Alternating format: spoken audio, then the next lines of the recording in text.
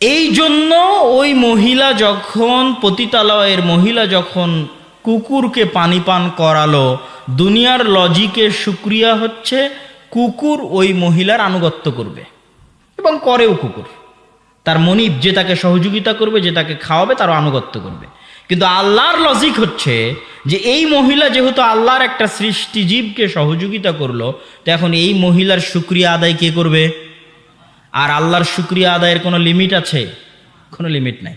তো আল্লাহ শুকরিয়া আদায় স্বরূপ বললেন, তোমার সব গুনাহ ক্ষমা, তুমি জান্নাতে। আল্লাহু আকবার। এই জন্য কখনো আত্মীয় স্বজন, ভাই বোন, পাড়া প্রতিবেশী কারো প্রতি অন্তরে সংকীর্ণতা রেখে সহযোগিতা থেকে বিরত থাকবেন না। আপনি সহযোগিতা করবেন, আপনার শুকরিয়া আদায় করবে আল্লাহ। আর মানুষের শুকরিয়া সীমাবদ্ধ। মানুষের শুকরিয়া নিয়ে কি করবেন? মানুষ 100 টাকা দিয়ে শুকরিয়া আদায় করবে, 500 টাকা দিয়ে শুকরিয়া আদায় করবে, আর আল্লাহ সুবহানাহু ওয়া তাআলা কিভাবে আপনার শুকরিয়া আদায় করবে আপনি নিজেও জানেন না। সুতরাং আল্লাহর শুকরিয়ার আশায়, আল্লাহর কাছ থেকে প্রতিদান পাবেন এই আশায় মানুষকে সহযোগিতা করতে হবে।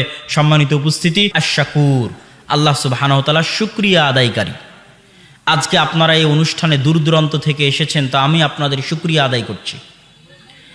আপনি আমাকে বিপদে সহযোগিতা করলে আমি আপনার শুকরিয়া আদায় করব, আমি আপনার করলে আপনি আমার শুকরিয়া আদায় করবেন। তো আমরা আল্লাহর কি উপকার করেছি যে আল্লাহ আমাদের শুকরিয়া আদায় করবে? আমার প্রশ্ন কি বুঝতে পারছেন? আল্লাহ যে তার নাম বললেন যে আল্লাহ হচ্ছেন শাকুর, শুকরিয়া আদায়কারী, তো আমরা আল্লাহর কি উপকার করলাম আর আমাদের কি উপকার করার সামর্থ্য আছে যে আল্লাহ আমাদের শুকরিয়া আদায় করবে? নাই। আমাদেরকে আল্লাহ সুবহানাহু ওয়া তাআলার নিকটে কোনো উপকার পৌঁছানোরও সামর্থ্য নাই, কোনো ক্ষতি পৌঁছানোরও সামর্থ্য নাই। তাহলে আল্লাহ শুকরিয়া আদায় করবেন কিসের? আল্লাহ শুকরিয়া আদায় করবেন আমরা দুনিয়াতে থাকা আল্লাহর বান্দাদের যে সহযোগিতা করব ওটার। কথা মনে হয় বুঝতে পারেননি। আল্লাহ পৃথিবীর এই লজিকটা আমাদের লজিকের বাইরের ভিন্ন লজিক। আমাদের দুনিয়ার লজিক হচ্ছে আমি তাকে সহযোগিতা করেছি তো সে আমার শুকরিয়া আদায় করবে। আল্লাহ বলছে না, তুমি তার থেকে শুকরিয়া আদায়ের আশা রাখিও না। আমি ওয়াদাবদ্ধ তোমার সাথে, তুমি বনি আদমের সহযোগিতা করো, বনি আদম তোমার সহযোগিতার নিমক হারামি করুক, বনি আদম তোমার সহযোগিতার উল্টা প্রতিদান দিক, বনি আদম তোমার সহযোগিতার বিপরীতে তোমাকে লাথি দিক, এই চিন্তা করে তোমরা কাউকে সহযোগিতা করিও না যে আমি পাল্টা তার কাছ থেকে ধন্যবাদ এবং ভালো ব্যবহার পাবো। তোমরা আমার ওয়াদা শুনে রাখো যে তোমরা মানুষকে সহযোগিতা করো, আমি তোমাদের শুকরিয়া আদায়কারী। আল্লাহু আকবার। আল্লাহ সুবহানাহু ওয়া তাআলাকে জানা এবং চিনা এটিও একটি ইবাদতের অংশ। এবং যে আল্লাহ সুবহানাহু ওয়া তাআলাকে যত ভালোভাবে জানবে সে আল্লাহ সুবহানাহু ওয়া তাআলার ইবাদত করে তত বেশি শান্তি, তত বেশি মনোযোগ, তত বেশি আগ্রহ ইবাদতে ধরে রাখতে পারবে, যেটাকে আমরা পারিভাষিক নাম দিয়েছি ইহসান। আল্লাহর নবী ইহসান কি? যে তুমি আল্লাহ সুবহানাহু ওয়া তাআলার ইবাদত করবে যেন তুমি তাকে দেখছো। ফাইন লাম তাকুন তারাহ ফাইন্নাহু ইয়ারাক। যদি এই পর্যায়ে পৌঁছতে না পারো তাহলে এমনভাবে ইবাদত করো যেন আল্লাহ তোমাকে দেখছে। তো এই বাক্যটার ব্যাখ্যা এটাই যে আল্লাহ সুবহানাহু ওয়া তাআলাকে যত ভালোভাবে জানবে এবং বুঝবে, আল্লাহর সাথে তার সম্পর্ক এবং যোগাযোগটা এত বেশি হবে যেন সে আল্লাহকে দেখতে পাচ্ছে। এবং যখন সে আল্লাহ সুবহানাহু ওয়া তাআলাকে দেখতে পাবে, এই পর্যায়ে তার বিশ্বাস চলে যাবে, এই পর্যায়ে তার ইয়াকিন চলে যাবে, এই পর্যায়ে তার ঈমান চলে যাবে যে আল্লাহ সম্পর্কে তার জ্ঞানের মাত্রা এত বেশি যে সে যেন আল্লাহ সুবহানাহু ওয়া তাআলাকে দেখছে। তখন আমি যেমন বড় ব্যক্তির সামনে কোনো কাজ করতে ইতস্তবোধ করি, আপনারা যেমন করেন, ঠিক আল্লাহর কোনো বান্দা আল্লাহকে দেখতে পাচ্ছে এমতো অবস্থায় সে যখন ইবাদত করবে, দুনিয়াতে চলবে, তখন তার পুরো পরিবেশটাই পাল্টে যাবে। এমনভাবে পরিবর্তন হয়ে যাবে যে আরেক হাদিসে রাসূলুল্লাহ সাল্লাল্লাহু আলাইহি ওয়াসাল্লাম বলছেন যে আমি ওই বান্দার হাত হয়ে যাই, আমি ওই বান্দার পা হয়ে যাই, আমি ওই বান্দার দৃষ্টি শক্তি হয়ে যাই, আমি ওই বান্দার শ্রবণ শক্তি হয়ে যাই। এইভাবে মানুষ আল্লাহ সুবহানাহু ওয়া তাআলার নিকটবর্তী হয়ে যায়। তো এই যে আল্লাহ সুবহানাহু ওয়া তাআলা সম্পর্কে জানা এবং জ্ঞান অর্জন করা, তার নাম এবং গুণাবলী, এটার ক্ষমতা, এটার শক্তি, এটার পাওয়ার, আমরা কয়েকটি জায়গা থেকে উদাহরণ দিলে সারমর্ম আপনাদের সামনে পেশ করতে পারবো। তার মধ্যে অন্যতম একটি উদাহরণ হচ্ছে সূরা ইখলাস। রাসূলুল্লাহ সাল্লাল্লাহু আলাইহি ওয়াসাল্লাম বলেছেন, কেউ যদি সূরা ইখলাস পাঠ করে তাহলে সূরা ইখলাস তা'দিলু সুলুসাল কোরআন, পবিত্র কোরআনের 3 ভাগের 1 ভাগ হচ্ছে সূরা ইখলাস, তথা সূরা ইখলাস 3 বার পাঠ করলে পরিপূর্ণ কোরআন একবার পাঠ করার সমান নেকি পাওয়া যাবে। বলেন আল্লাহু আকবার। অথচ সূরা ইখলাস 2 লাইনের ছোট্ট সূরা। এই সূরার মধ্যে না আল্লাহ সুবহানাহু ওয়া তাআলা তার গতানুগতিক স্বভাব অনুযায়ী না মানুষের উপর তার নেয়ামতের বর্ণনা দিয়েছেন, না অতীতের ইতিহাস বর্ণনা করেছেন, না জান্নাত এবং জাহান্নামের বর্ণনা দিয়েছেন। এই পুরো 2 লাইনের ছোট্ট সূরায় আল্লাহ সুবহানাহু ওয়া তাআলা শুধু তার নিজের পরিচয় দিয়েছেন, তার গুণ বলেছেন। তো তার গুণ এবং তার নামের পাওয়ার এটাই যে শুধু তার গুণাবলী এবং নাম থাকার কারণে ছোট্ট সূরা 3 বার পড়লে কোরআন একবার পড়ার সমান হয়ে যাবে। এটা আল্লাহ সুবহানাহু ওয়া তাআলার নামের বরকত, গুণের বরকত। কুল হুয়াল্লাহু আহাদ আল্লাহুস সামাদ লাম ইয়ালিদ ওয়া লাম ইউলাদ ওয়া লাম ইয়াকুল লাহু কুফুয়ান আহাদ, এই প্রত্যেকটিতেই আল্লাহ সুবহানাহু ওয়া তাআলার গুণ বলা হয়েছে। ঠিক তেমনি রাসূলুল্লাহ সাল্লাল্লাহু আলাইহি ওয়াসাল্লাম বলেছেন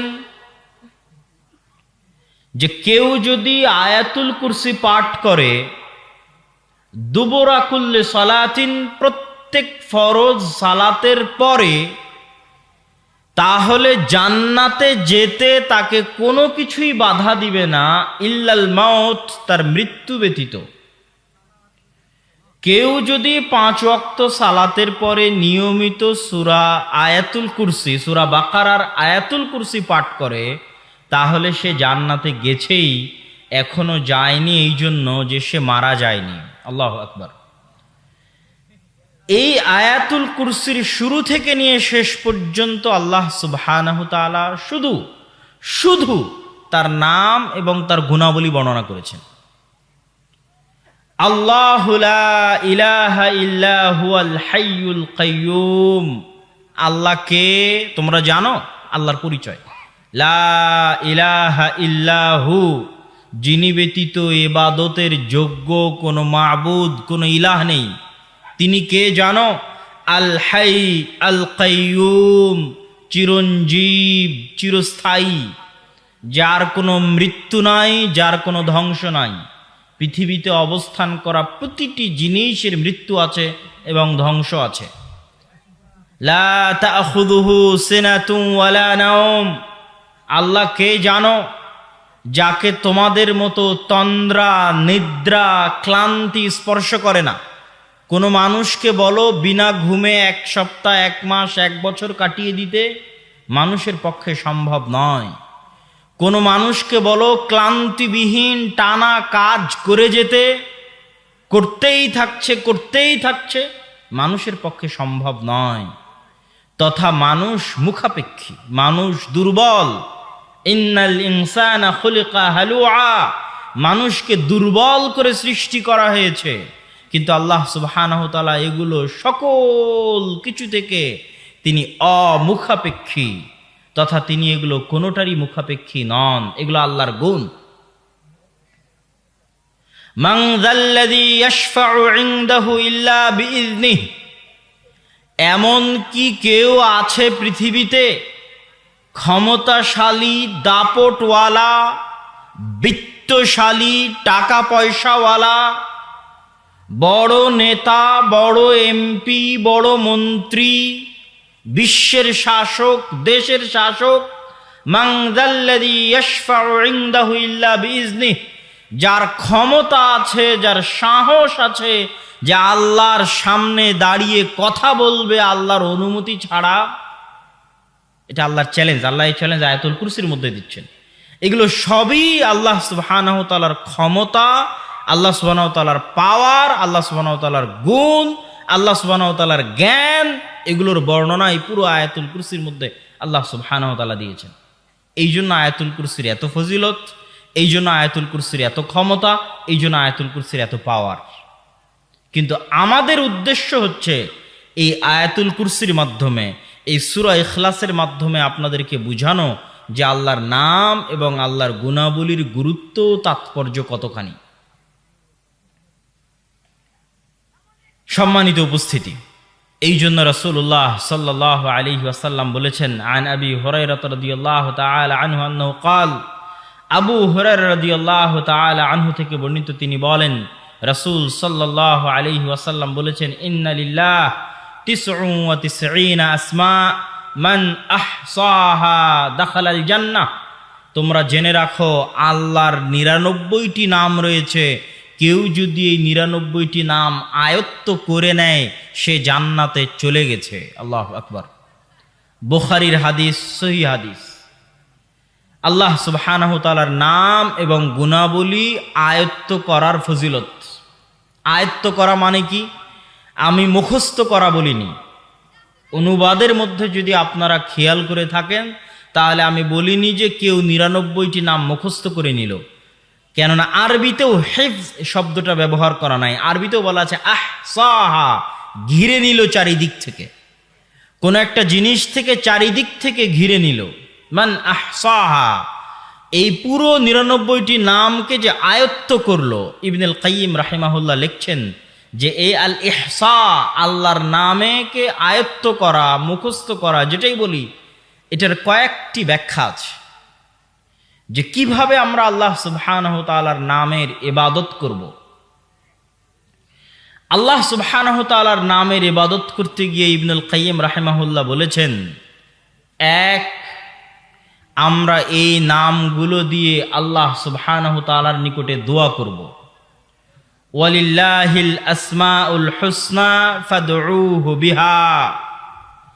আল্লাহ সুবহানাহু ওয়া তাআলার সুন্দর গুণাবলী সম্পন্ন নাম রয়েছে, তোমরা এই নাম দিয়ে আল্লাহ সুবহানাহু ওয়া তাআলাকে ডাকো। এটা হলো একটা ইবাদত, যে আল্লাহ সুবহানাহু ওয়া তাআলাকে ডাকতে হবে এই নামগুলো ব্যবহারের মাধ্যমে। দ্বিতীয় ইবাদত, যেটা থেকে আমরা গাফেল, কেউ আপনাকে এই ছোট্ট সূক্ষ্ম জিনিসটা ধরিয়ে দিবে না, সেটা হচ্ছে আল্লাহর গুণে গুণান্বিত হওয়া যায়, আল্লাহর রঙে রঙিন হওয়া যায়। আল্লাহর যে সমস্ত গুণ মানুষের জন্য অর্জন করা অসম্ভব, সেগুলোর কথা বলছি না। যেমন মানুষের জন্য অসম্ভব আল হাই আল কাইয়ুম হওয়া, যে মানুষ চিরঞ্জীব চিরস্থায়ী পৃথিবীতে থাকবে, এটা অসম্ভব। কিন্তু আল্লাহর বহু গুণ আছে যা অর্জন করার মানুষ চেষ্টা করতে পারে। আল্লাহর গুণ হচ্ছে গফুরুর রহিম, আল্লাহ ক্ষমাশীল, দয়ালু। আপনি কি দয়ালু এবং ক্ষমাশীল হতে পারবেন না পারবেন না? কথা বলতে হবে, পারবেন না পারবেন না? পারবেন। আল্লাহ সুবহানাহু ওয়া তাআলার একটা গুণ হচ্ছে আলিম, জ্ঞানী। আপনি কি জ্ঞানী হতে পারবেন না পারবেন না? পারবেন। তো আল্লাহ সুবহানাহু ওয়া তাআলার যে গুণগুলো নিজেদের মধ্যে আনা সম্ভব, সেই গুণগুলো অর্জনের চেষ্টা করাও ইবাদত, আল্লাহর রঙে রঙিন হওয়া। এবং এর যেটা সবচেয়ে বড় ফজিলত, যে মানুষের মধ্যে আল্লাহর যেই গুণের বহিঃপ্রকাশ যত বেশি হবে, আল্লাহর ওই গুণের বহিঃপ্রকাশ ওই মানুষের উপরে তত বেশি হবে। যেমন আপনি যত বেশি মানুষকে ক্ষমা করবেন, আল্লাহ সুবহানাহু ওয়া তাআলা আপনাকে তত বেশি ক্ষমা করবে। আপনি যত বেশি পরিমাণে মানুষের উপর দয়া করবেন, তাহলে আল্লাহর একটি গুণের বহিঃপ্রকাশ আপনার মধ্যে দেখা যাচ্ছে, দয়া। তো আল্লাহর ওই গুণ দয়ার বহিঃপ্রকাশ আপনার উপর ঘটবে তার চাইতেও বেশি আকারে, বেশিভাবে। আর আপনার দয়া তো সীমিত, লিমিটেড। আল্লাহ সুবহানাহু ওয়া তাআলা যদি আপনার দয়া করা দেখে খুশি হয়ে আল্লাহ দয়া করেন, তাহলে আল্লাহ সুবহানাহু ওয়া তাআলার দয়া হচ্ছে আনলিমিটেড, যার সাথে কোনো কিছুর তুলনা সম্ভব নয়। এই জন্য রাসূলুল্লাহ সাল্লাল্লাহু আলাইহি ওয়াসাল্লাম বলেছেন, ইরহামু মান ফিল আরদি ইয়ারহামুকুম মান ফিস সামা। তোমরা আল্লাহর দয়া পেতে চাও, তাহলে দুনিয়াতে যারা আছে তাদের উপর তোমরা দয়া করো। দুনিয়াবাসীর উপর যদি তোমরা দয়া করো, আল্লাহ তোমাদের উপর দয়া করবে। কিন্তু আমাদের চরিত্র সম্পূর্ণ উল্টা। আমরা সকাল সন্ধ্যা আল্লাহকে বলছি, আল্লাহ আপনি ক্ষমা করেন, কিন্তু আমার অফিসের অধীনস্থ কর্মচারী ভুল করলে আমি তাকে ক্ষমা করতে পারছি না। আমার স্ত্রী ভুল করলে আমি তাকে ক্ষমা করতে পারছি না। আমার বাড়ির কাজের লোক ভুল করলে আমি তাকে ক্ষমা করতে পারছি না। যেখানে আমি মানুষকে ক্ষমা করতে পারছি না, সেখানে কোন লজ্জায়, কোন শরমে আমি আল্লাহর কাছে ক্ষমা চাই যে আল্লাহ আমার অপরাধকে ক্ষমা করে দিবে? যেখানে আমি আমার বাড়ি থেকে প্রতিদিন ফকির এবং মিসকিনকে তাড়িয়ে দিচ্ছি, অসহায় মানুষের প্রতি দয়া দেখাতে পারছি না, সেখানে কোন লজ্জায় আমি চাই যে আল্লাহ আমার প্রতি দয়া করবেন? আল্লাহর একটি গুণ আছে, আর রাজ্জাক। আপনি যত বেশি মানুষকে রিজিক দিবেন, আল্লাহ আপনার রাজ্জাক গুণের বহিঃপ্রকাশ আপনার উপর তত বেশি আকারে ঘটাবে। আপনি যদি মানুষকে রিজিক দিতে কার্পণ্য করেন, তো আল্লাহ আপনাকে রিজিক দিতে কার্পণ্য করবে। কিন্তু আপনার রিজিক দেওয়া সীমাবদ্ধ, আর আল্লাহর রিজিক দেওয়া আনলিমিটেড। সম্মানিত উপস্থিতি, আমি আমার বক্তব্য দীর্ঘায়িত না করে সংক্ষিপ্তভাবে আল্লাহ সুবহানাহু ওয়া তাআলার 4টি নামের ব্যাখ্যা করে আমি আমার বক্তব্যের শেষের দিকে যাওয়ার চেষ্টা করব ইনশাআল্লাহুল আজিজ। আল্লাহ সুবহানাহু ওয়া তাআলার একটি নাম হচ্ছে আস-সামাদ। আর আমার ছোট্ট গবেষণায় আমি বুঝেছি, ইসমে আজম বলতে যা বুঝায় সেটাই আস-সামাদ।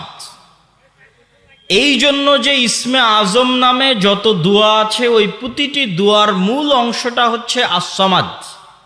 দ্বিতীয়ত, এই আস-সামাদ নাম আল্লাহ সুবহানাহু ওয়া তাআলা পবিত্র কোরআনে একবারই ব্যবহার করেছেন, সূরা ইখলাসের মধ্যে, আস-সামাদ।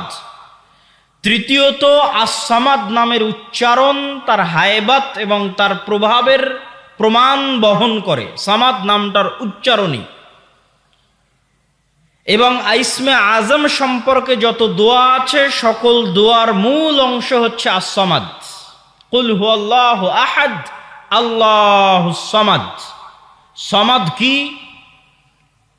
সামাদকে বাংলায় আমরা বিভিন্নভাবে অনুবাদ করার চেষ্টা করি, কিন্তু এই সামাদ শব্দের প্রকৃত অনুবাদ বাংলা ভাষায় ফুটিয়ে তোলা অসম্ভব। আমরা সর্বোচ্চ এতদূর লিখতে পারি বাংলায় যে অমুখাপেক্ষী, এতদূর লিখতে পারি, কিন্তু এটা দিয়ে আস-সামাদ নামের পরিপূর্ণ অর্থ ফুটে ওঠে না। আস-সামাদ নামের অর্থের দুটো দিক আছে। এক, আল্লাহ নিজে অমুখাপেক্ষী। দুই, আল্লাহ ব্যতীত বাকি সবাই আল্লাহর মুখাপেক্ষী। এই দুটো দিক একসাথে আস-সামাদের অনুবাদে ফুটিয়ে তোলা যায় না। কিন্তু আস-সামাদের অর্থ হচ্ছে আল্লাহ অমুখাপেক্ষী, কিন্তু আল্লাহ ব্যতীত পৃথিবীতে আর যা কিছু আছে এরা সবাই মুখাপেক্ষী। বনি আদমও মুখাপেক্ষী, এবং বনি আদম আল্লাহর মুখাপেক্ষী সকাল সন্ধ্যায়। আল্লাহ সুবহানাহু তাআলার দ্বিতীয় নাম আমরা সংক্ষিপ্ত করে ব্যাখ্যা করে যাচ্ছি। আল্লাহ সুবহানাহু তাআলার দ্বিতীয় নাম হচ্ছে আল ওয়াকিল। আল্লাহ সুবহানাহু তাআলা পবিত্র কোরআন মাজিদে বহু জায়গায় ওয়াকিল শব্দটা ব্যবহার করেছেন এবং আল্লাহকে ওয়াকিল হিসেবে ধরতে বলেছেন। আমরা ওয়াকিলকে বাংলায় বানিয়ে নিয়েছি উকিল। উকিল শব্দটা পরিপূর্ণ আরবি শব্দ। তাহলে কোর্টে আমরা উকিল কেন ধরি? কোর্টে আমরা উকিল এই জন্য ধরি, আমি যেই কাজটা করতে পারবো না, আমার পক্ষ থেকে সেই কাজটা করার দায়িত্ব আমি উকিলকে দিয়েছি। মানুষ চাইলে নিজেই নিজের মামলা আদালতে গিয়ে লড়তে পারে, এটা আমরা অনেকেই জানি না। আপনার নামে কেস হয়েছে, আপনি নিজেই আপনার উকিল হয়ে, মানে আপনার দায়িত্ব নিয়ে আপনি জজের সামনে দাঁড়িয়ে আপনার মামলা লড়তে পারবেন, কোনো বাধা নাই আইনি।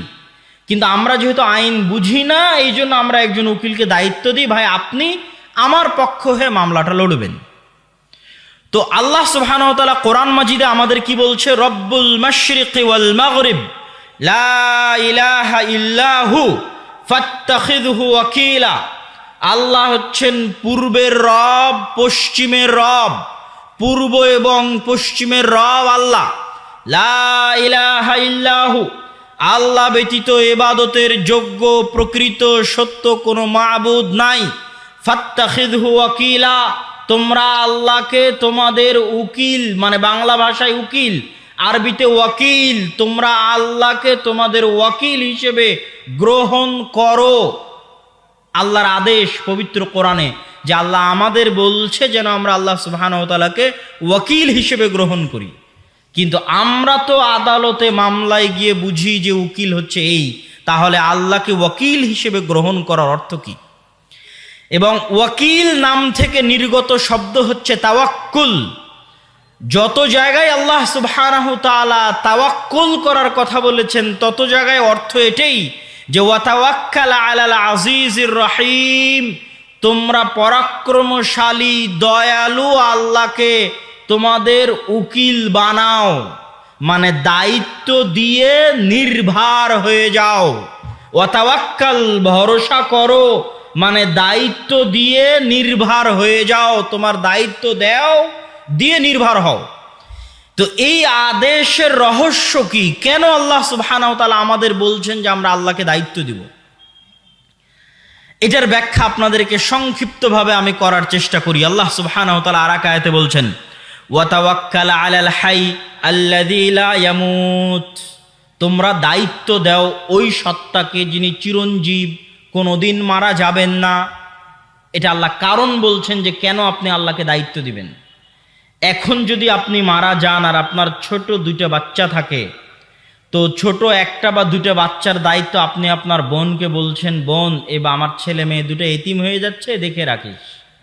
আপনার ভাইকে বলছেন, আমার ছেলে মেয়ে দুটো এতিম হয়ে যাচ্ছে, দেখে রাখিস। আপনাকে হয়তো পুলিশে গ্রেফতার করে নিয়ে জেলে চলে যাচ্ছে, আপনি আপনার ভাইকে বোনকে বলছেন, আমি জেলে চলে গেলাম, আমার এই জিনিসগুলো দেখে রাখিস। আচ্ছা, আপনার কাছে কি কোনো গ্যারেন্টি আছে যে আপনার জেলে চলে যাওয়ার পর আর আপনার মৃত্যুর 1 সেকেন্ডের মাথায় তারা মারা যাবে না? কথা বলতে হবে, কোনো গ্যারেন্টি আছে? কোনো গ্যারেন্টি নাই। তাহলে তাকে আপনি কোন ভরসায় দায়িত্ব দিচ্ছেন? এই জন্য আল্লাহ বলছে ওয়াতাওয়াক্কাল আলাল হাই আল্লাযী লা ইয়ামুত, ওই সত্তাকে দায়িত্ব দাও যে কোনোদিন মারা যাবে না। তোমার ভাই, তোমার বোন, তোমার আত্মীয় স্বজন এখনই মারা যেতে পারে। তুমি দুনিয়া থেকে বিদায় নেওয়ার পরে কেন, আগেও মারা যেতে পারে। অতএব তুমি তাদেরকে কোন ভরসায় তোমার ইয়েতিম ছেলে মেয়ের দায়িত্ব দিচ্ছ? কোন ভরসায় তোমার পরিবারের দায়িত্ব দিচ্ছ? দায়িত্ব দাও তার প্রতি যিনি কোনো দিন মারা যাবেন না। তোমার বংশ গোষ্ঠী যদি দুনিয়া থেকে নির্মূল হয়ে যায়, তবু আল্লাহ সুবহানাহু ওয়া তাআলা চিরঞ্জীব হিসেবে থাকবে এবং তোমার দেওয়া দায়িত্ব পালন করবে। তোমরা দেখোনি পবিত্র কোরআনে আল্লাহ সুবহানাহু ওয়া তাআলা 2 জন ইয়েতিমের সন্তান সম্পদ ফিরিয়ে দিয়েছে, 2 ভাইয়ের সম্পদ ফিরিয়ে দিয়েছে নবী পাঠিয়ে, আর খিজির আলাইহিস সালাতু ওয়াস সালামকে পাঠিয়ে। ওদের কেউ ছিল না বংশবুনিয়াদ, কিন্তু বাপ মা দায়িত্ব দিয়ে গেছিল আল্লাহকে। তাদের পিতামাতা সৎ ছিল, তারা মরার সময় সম্পদ সন্তানের কাছে বুঝিয়ে দেওয়ার দায়িত্ব দিয়েছিল আল্লাহকে, যে আল্লাহ আমরা তো মারা যাচ্ছি, আমার 2 এতিম ছেলে মেয়ে রেখে যাচ্ছি, এই সম্পদগুলো যেন তারা বুঝে পায়, দায়িত্ব তোমাকে দিয়ে গেলাম। আল্লাহ সুবহানাহু ওয়া তাআলা পবিত্র কোরআন মাজিদে আরো কিছু কারণ উল্লেখ করেছেন যে কেন আমরা আল্লাহ সুবহানাহু ওয়া তাআলাকে দায়িত্ব দিব। আল্লাহ সুবহানাহু ওয়া তাআলা বলছেন, ওয়ালিল্লাহি মা ফিস সামাওয়াতি ওয়াল আরজ ওয়া কাফা বিল্লাহি ওয়াকিলা। আল্লাহ সুবহানাহু তাআলার রাজত্বে, ক্ষমতায় আসমান এবং জমিন এবং তার মাঝে যা কিছু আছে সকল কিছু রয়েছে। আর আল্লাহকে যদি তোমরা দায়িত্ব দাও, তো আল্লাহ দায়িত্বশীল হিসেবে তোমাদের জন্য যথেষ্ট। এখানে দ্বিতীয় কারণ বলা আছে আপনি কেন আল্লাহকে দায়িত্ব দিবেন। আজকে এই এই বাক্যের অর্থটা আমি খুব ভালোভাবে এই জন্য অনুভব করতে পারি, প্রত্যেক যারা বিদেশে গেছে তারা বুঝতে পারবে। আপনি আজ পলাশিতে আছেন, বাগমারায় আছেন, মোহনপুরে আছেন, তো মোহনপুরের এমপির সাথে ভালো খাতির। আচ্ছা, সৌদি আরবে বিপদে পড়লে আপনার মোহনপুরের এমপি বাঁচাতে পারবে আপনাকে? পারবে? আপনি আমেরিকা ইংল্যান্ডে গিয়ে যদি বিপদে পড়েন, আমার প্রধানমন্ত্রী 1000 বার কল দিলে তাদের ধরার সময় নাই, কোনো গুরুত্ব নাই, ভ্যালু নাই। তো আমি ইংল্যান্ডে বিপদে পড়লে আমার প্রধানমন্ত্রী আমাকে বাঁচাতে পারবে না। আমার প্রধানমন্ত্রী ইংল্যান্ড, আমেরিকা, সৌদির কথা বাদ দিলাম, আমি যদি জঙ্গলে গিয়ে বিপদে পড়ি, তো জঙ্গলে গিয়ে কি আমাকে কেউ সহযোগিতা করতে পারবে? আমার এমপি, মন্ত্রী, চেয়ারম্যান, আমেরিকার প্রেসিডেন্ট, প্রধানমন্ত্রী পারবে না। এখানে দ্বিতীয় কারণ আল্লাহ বলেছে, ওয়ালিল্লাহি মা ফিস সামাওয়াতি ওয়া মা ফিল আরজ। আসমান আর জমিনের মধ্যে তুমি যেখানেই থাকো না কেন, ওখানে রাজত্ব কার? আল্লাহর। তাহলে তুমি একে একে মানুষকে কেন দায়িত্ব দিয়ে বেড়াচ্ছ? ওয়াকাফা বিল্লাহি ওয়াকিলা। পৃথিবীর প্রতিটি ইঞ্চি মাটিতে আল্লাহর রাজত্ব আছে, আল্লাহর ক্ষমতা আছে। অতএব তুমি পৃথিবীর যেখানেই থাকো না কেন, তোমার দায়িত্ব আল্লাহকে দাও, আল্লাহ তোমার দায়িত্বশীল হিসেবে যথেষ্ট। আল্লাহু আকবার। আল্লাহ সুবহানাহু ওয়া তাআলা তাকে দায়িত্বশীল করার জন্য তৃতীয় আর একটা কারণ বলছেন, ওয়াতাওয়াক্কাল আলাল্লাহ ইন্নাহু হুয়াস সামিউল আলিম। এই মাটির ঘরে যখন ঢুকলাম তখন মোবাইলের নেটওয়ার্ক কাজ করেনি। যে কোনো মুহূর্তে দেশের ইন্টারনেট যখন শাটডাউন হয় তখন ইন্টারনেট কাজ করে না। গাজার মানুষ যখন গাজায় সীমাবদ্ধ, পানির লাইন বন্ধ করে দিয়েছে, বিদ্যুতের লাইন বন্ধ করে দিয়েছে, ইন্টারনেট বন্ধ করে দিয়েছে, নেটওয়ার্ক বন্ধ করে দিয়েছে, তাহলে পৃথিবীর নাই। এই জন্য আল্লাহ বলছে, ওয়াতাওয়াক্কাল আলাল্লাহ ইন্নাহু হুয়াস সামিউল আলিম। পৃথিবীর সকল নেটওয়ার্ক যখন বিচ্ছিন্ন হয়ে যাবে, পৃথিবীর সকল ইন্টারনেট যখন শাটডাউন হয়ে যাবে, পৃথিবীর সকল মানুষ থেকে যখন তুমি বিচ্ছিন্ন হয়ে যাবে, ওয়াতাওয়াক্কাল আলাল্লাহ, তখনও আল্লাহ তোমাকে শুনতে পাচ্ছে এবং দেখতে পাচ্ছে। আল্লাহু আকবার। তখনও তুমি ওই মরুভূমিতে বসে, ওই গাজা শহরে বসে, ওই জঙ্গলে বসে, ওই দ্বীপে বসে আল্লাহকে ডাকতে পারো, আল্লাহকে তোমার দায়িত্ব দিতে পারো। ওয়াতাওয়াক্কাল আলাল্লাহ। অতএব দায়িত্বশীল হিসেবে আল্লাহ যথেষ্ট, আল্লাহকে দায়িত্ব দাও। সম্মানিত উপস্থিতি, আল্লাহ সুবহানাহু ওয়া তাআলা কি দায়িত্ব দেওয়ার ক্ষেত্রে এরকম বহু আয়াত আল্লাহ সুবহানাহু ওয়া তাআলা পবিত্র কোরআন মাজিদে বলেছে, যার একটা কথা আপনারা সবসময় বলে থাকেন, হাসবুনাল্লাহ ওয়া নি'মাল ওয়াকিল। আমাদের জন্য আল্লাহ সুবহানাহু ওয়া তাআলাই যথেষ্ট, নি'মাল ওয়াকিল, তিনি সর্বোত্তম দায়িত্বশীল। নি'মাল মাওলা ওয়া নি'মান নাসির, সর্বোত্তম অভিভাবক এবং সর্বোত্তম সাহায্যকারী। এজন্য আজকে এই নাম থেকে শিখে গিয়ে বাড়ি থেকে বের হবেন, ছেলে মেয়েকে রেখে যাবেন, ছেলে মেয়েকে স্কুলে পাঠাবেন, সফরে বিদায় দিবেন, প্রত্যেক জায়গায় কাকে দায়িত্ব দিবেন সবার আগে বলেন তো? একটু জোরে বলেন, কাকে দায়িত্ব দিবেন? আল্লাহ। আস্তাউদিউকুমুল্লাহ, আপনার দায়িত্ব আমি আল্লাহকে দিয়ে দিলাম। আপনি ছেলে মেয়েকে স্কুলে দিয়ে এসেছেন, বাসায় রেখে গেছেন, যত আত্মীয় স্বজন আছে তারাও আপনার সাথে মুনাফিকি করতে পারে, তারাও আপনাকে ধোঁকা দিতে পারে। কত চিটাগাংয়ের কিছুদিনের আগের সংবাদ, যে সবচেয়ে বিশ্বস্ত ছিল সেই ওই ছোট্ট মেয়েটাকে জবাই করেছে, জবাই করে সমুদ্রের ধারে ফেলে দিয়ে আসছে। দুনিয়ার কোনো মানুষকে আপনি বিশ্বাস করতে পারবেন না, কিন্তু আল্লাহকে বিশ্বাস করতে পারবেন। এই জন্য সর্বদা মনে রাখতে হবে, প্রত্যেক ধাপে আপনি অন্তরস্থল থেকে আপনার পরিপূর্ণ দায়িত্ব আল্লাহর উপর দিয়ে দেন, এবং আল্লাহ সুবহানাহু ওয়া তাআলা দায়িত্বশীল হিসেবে যথেষ্ট।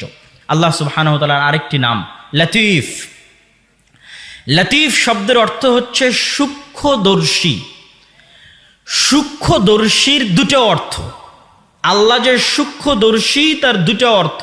এক, আল্লাহ আমাদের অন্তরের কথা সূক্ষ্মভাবে পড়তে পারেন এবং বুঝেন। লতীফুম বিযাতিস সুদূর। পৃথিবীতে কোনো মানুষের অন্তর হুবহু অনুভব করতে পারে না। আপনার বাপ মাকে আপনি যেই পরিমাণ ভালোবাসেন, আপনার স্ত্রীর অন্তরে ওই ভালোবাসা কপি পেস্ট করে দিতে পারবেন না। এটা কম্পিউটারের সফটওয়্যার নয় যে কপি করে পেস্ট করে দিলেন, তাহলে আপনি যেমন ভালোবাসছেন আপনার বাপ মাকে, আপনার স্ত্রীও তেমন ভালোবাসবে। এটা হয় না। পৃথিবীতে এই টেকনোলজি, এই সফটওয়্যার নাই। তাহলে আপনি যখন খুব দুঃখে, তখন আপনার দুঃখ হুবহু বুঝতে পারার মতো দুনিয়াতে কেউ নাই। আর আপনি যখন খুব আনন্দে, তখন আপনার খুশি হুবহু বুঝতে পারার মতো দুনিয়াতে কেউ নাই। তাহলে দুনিয়ার প্রতিটা মানুষ একক, তার সুখ এবং তার দুঃখ নিয়ে একক। সে যখন কঠিন বিপদে তখন একক। আপনার স্ত্রী আপনার বিপদ বুঝতে পারবে না, আপনার মতো করে অনুভব করতে পারবে না, আপনার বাপ আপনার মতো করে অনুভব করতে পারবে না। কিন্তু লতীফুম বিযাতি সুদূর, একমাত্র হুবহু আপনার মতো করে অনুভব করতে পারবে কে বলেন তো? আল্লাহ। মানে আপনি যেই পরিমাণ কষ্টে আছেন হুবহু ওই কষ্ট ওইভাবে অনুভব করতে পারবেন একমাত্র আল্লাহ। ওই আনন্দ ওই খুশি হুবহু ওইভাবে একমাত্র অনুভব করতে পারবেন আল্লাহ। এটা গেল একটা অর্থ যে আল্লাহ হচ্ছেন লতীফ, সূক্ষ্মদর্শী। দ্বিতীয় আর একটা অর্থ, আল্লাহ সুবহানাহু তাআলা যদি কোনো কাজ পৃথিবীতে করতে চান তাহলে তিনি সূক্ষ্মভাবে করেন। আল্লাহ সুবহানাহু তাআলা কোনো কাজ হুমজিক্যালি, হঠাৎ, ইনস্ট্যান্ট আল্লাহ সুবহানাহু তাআলা কোনো পদক্ষেপ গ্রহণ করেন না। আচ্ছা, ইউসুফ আলাইহিস সালাতু ওয়াস সালাম যখন 7 বছর জেলে, তখন আল্লাহ কি ফেরেশতা পাঠিয়ে জেলের দেওয়াল ভেঙে ইউসুফ আলাইহিস সালামকে বের করতে পারেন না? পারেন না? পারেন। এটা আল্লাহ সুবহানাহু তাআলার কাছে কিছুই না। যখন ফেরাউন অত্যাচার করছে 300-400 বছর বনি ইসরাইলের ওপর, তো আল্লাহ কি ফেরাউনকে মৃত্যু দিতে পারে না? পারে না? পারে না? পারে। কিন্তু আল্লাহ সুবহানাহু তাআলার কোনো পদক্ষেপ ইনস্ট্যান্ট নয়, সাথে সাথে নয়। আল্লাহ সুবহানাহু তাআলা যেটা করেন খুবই সূক্ষ্মভাবে করেন। এটার একটা প্রমাণ দিই, এটার প্রমাণ কোরআনের একটি আয়াত থেকে দিই। সেটা হচ্ছে ইউসুফ আলাইহিস সালাতু ওয়াস সালাম স্বপ্নে দেখলেন, ইয়া আবাতি ইন্নী রাআইতু আহাদা আশারা কাওকাবা, হে আমার বাবা, আমি দেখছি 11টা তারকা আমাকে সিজদা করছে। তো এই 11টা তারকার সিজদার বাস্তবায়ন 1 সেকেন্ডে সম্ভব। 1 সেকেন্ডে সম্ভব যে ওনার 11 ভাই ওনাকে এসে সিজদা করবে, ব্যাস হয়ে গেল। কিন্তু এই 11টা তারকা সিজদা করবে ওনাকে, এটা বাস্তবায়ন হতে সময় লাগলো 40 বছর। এবং ওই 40 বছরে ইউসুফ আলাইহিস সালাতু ওয়াস সালাম কুয়াতে নিক্ষিপ্ত হলেন, কুয়া থেকে উঠে বাজারে বিক্রি হলেন, কৃতদাস হিসেবে মানুষের বাড়িতে কাজ করলেন, মিথ্যা অপবাদে জেলখানায় গেলেন, জেলখানা থেকে বের হয়ে মন্ত্রী হলেন। তারপরে তার ভাইয়েরা তার কাছে আসলো, তখন এবার তার ভাইয়েরা তাকে সিজদা করলো। তখন কোরআন বলছে, কোরআনে আল্লাহ বলছে যে ইউসুফ আলাইহিস সালাতু ওয়াস সালাম বলছেন, ইন্না রব্বি লাতীফুল লিমা ইয়াশা। এই যে আমার ভাই 11 ভাই আমাকে সিজদা করলো, এটা হচ্ছে ওই স্বপ্নের ব্যাখ্যা। হাদা তা'বীলু রুইয়া, আমার স্বপ্নের ব্যাখ্যা। কিন্তু আমার প্রতিপালক খুবই সূক্ষ্মদর্শী, তিনি ইনস্ট্যান্ট, এক ধাপে 1 মিনিটে কোনো কাজ করেন না, তার প্রতিটা কাজ সূক্ষ্ম। এই জন্য আপনি যখন দেখছেন আপনার সামনে ঘন বিপদ, তো হতাশ হওয়ার কিছু নাই। এই বিপদ এক সময় কেটে গিয়ে ভালো দিন আসবে, যেটা আপনি জানেন না, কেননা আল্লাহ সাথে সাথে আপনার ওই বিপদ দূর করবেন না। এর জন্য আল্লাহ সুবহানাহু ওয়া তাআলা পৃথিবীতে ওসিলা তৈরি করবেন, ওয়াসাইল তৈরি করবেন। ফেরাউনকে ডুবিয়ে মারার জন্য আল্লাহ ওয়াসাইল তৈরি করেছেন। মুসা আলাইহিস সালামকে পাঠিয়েছেন, দীর্ঘদিন যাবৎ মুসা আলাইহিস সালামকে লালন পালন করেছেন। তারপরে মুসা আলাইহিস সালামের সাথে কত ঘটনা, জাদুকরদের ঘটনা, 9-10 রকমের আযাব ফেরাউনের উপর, ফেরাউনের ঈমান না আনয়ন করা, সব মিলিয়ে একটা সময় মুসা আলাইহিস সালাম যখন পালিয়ে যাচ্ছেন, তারপরে তখন ফেরাউন সেখানে ডুবে মারা যাচ্ছে। তো কোনো কিছু আল্লাহ সুবহানাহু ওয়া তাআলা ইনস্ট্যান্ট সাথে সাথে বাস্তবায়ন করবেন না, তিনি বাস্তবায়নে সূক্ষ্মদর্শী। মানুষও বুঝতে পারবে না যে আল্লাহ সুবহানাহু ওয়া তাআলা এই কাজ কিভাবে করবেন। আজকে আমাদের আলোচনার আল্লাহর গুণাবলীর শেষ নাম